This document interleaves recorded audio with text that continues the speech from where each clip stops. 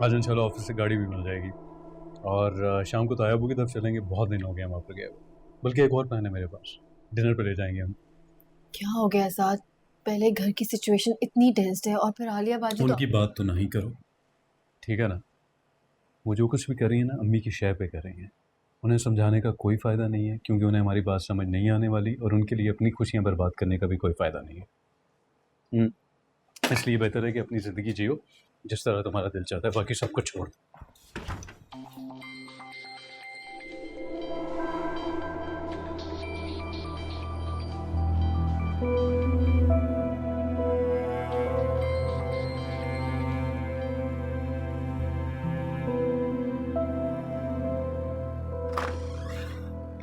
किसका फ़ोन था? कौन है ये? बॉस है मेरे, ये मुश्ताक साहब। बाहर गए हुए हैं, इसलिए व्हाट्सएप पे कॉल करें, मैंने कॉल बैक कर लिया। बहुत अच्छे हैं, बहुत ख्याल रखते हैं मेरा। अस्सलाम वालेकुम सर। सर सॉरी, मैं फ़ोन नहीं अटेंड कर सकता। जी जी बिल्कुल बिल्कुल, आज शाम तक इंशाल्लाह।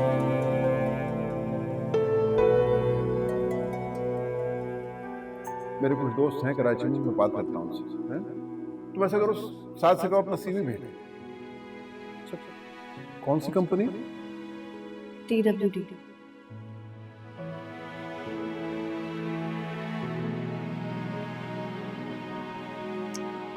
अम्मी बस भी करें, चले नाश्ता कर लें।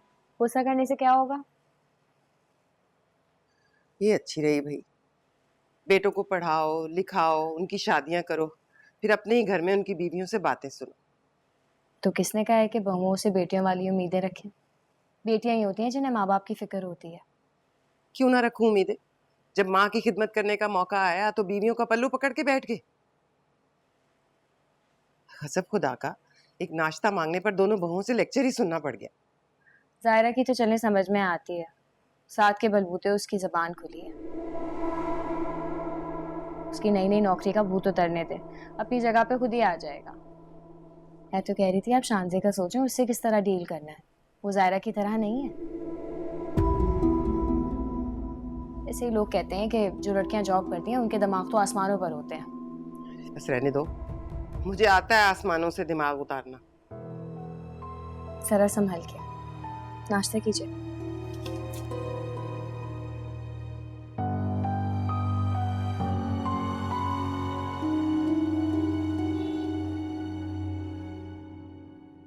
मुझे आइडिया ही नहीं था कि मेरा शौहर इस कदर बुज़दिल है। तुम्हारी माँ मुझे पराठों के खातिर इतनी सारी बातें सुनाती चली गई और तुम वहां खड़े सिर्फ बातें सुन रहे थे। मैंने तुमसे इसलिए शादी नहीं की कि मैं तुम्हारे घर वालों को पराठे बना बना कर खिलाऊं या फिर उनकी कड़वी बातें सुनूं। मेरी जॉब, मेरा करियर मेरे लिए बहुत इंपॉर्टेंट है और मैं किसी के लिए भी ये सैक्रिफाइस नहीं कर सकती।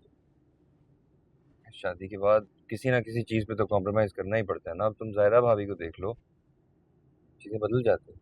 मैं जायरा भाभी नहीं हूँ ये सारी चीजें बर्दाश्त करती रहूंगी और एक्सप्लॉइट होती रहूंगी। अगर तुम्हें मेरे से यही कुछ करवाना था तो तुमने मेरे से शादी ही क्यों की? यू नो व्हाट, अभी भी टाइम है, सोच लो, अभी भी हम फैसला कर सकते हैं। क्या हो गया शानजी, तुम इतनी छोटी सी बात पे इतना खफा हो रही हो? वैसे भी तो हम घर छोड़ के जा ही रहे हैं ना। कब कब छोड़ेंगे? माँ के सामने आवाज तो निकलती नहीं है तुम्हारी। यार तुम, मैं सिर्फ वेट कर रहा हूँ कि आलिया बाजी का मसला हल हो जाए, वो अपने घर वापस चली जाए, फिर मैं अम्मी से बात कर लूंगा। अपने घर तो वो जाने नहीं वाली, तुम्हारी अम्मी भी ये नहीं होने देंगी। बेहतर यही होगा कि तुम उन्हें खुद ही घर छोड़ा, नहीं तो फिर मैं अपने घर चली जाऊंगी, क्योंकि मेरे से तो ये सब बर्दाश्त नहीं होगा मजीद।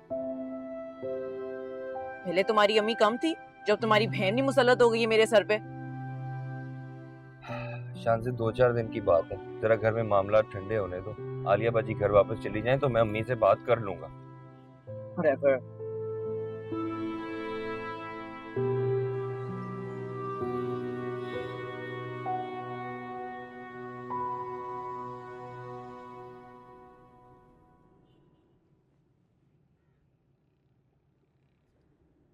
क्या सोच रही हो? देख रही हूँ कि आप कितने खुश हैं। हाँ ज़ाहिरा, खुश तो मैं वाकई हूँ और बहुत ज़्यादा हूँ। मुझे ऐसे लग रहा है जैसे जैसे दुनिया ना मेरी मुट्ठी में है और मैं कुछ भी हासिल कर सकता हूँ। और तुम्हें पता है ज़ाहिरा, मुश्ताक साहब मेरी परफॉर्मेंस से बहुत खुश हैं और वो कह रहे थे 1-2 महीने में सैलरी भी बढ़ जाएगी।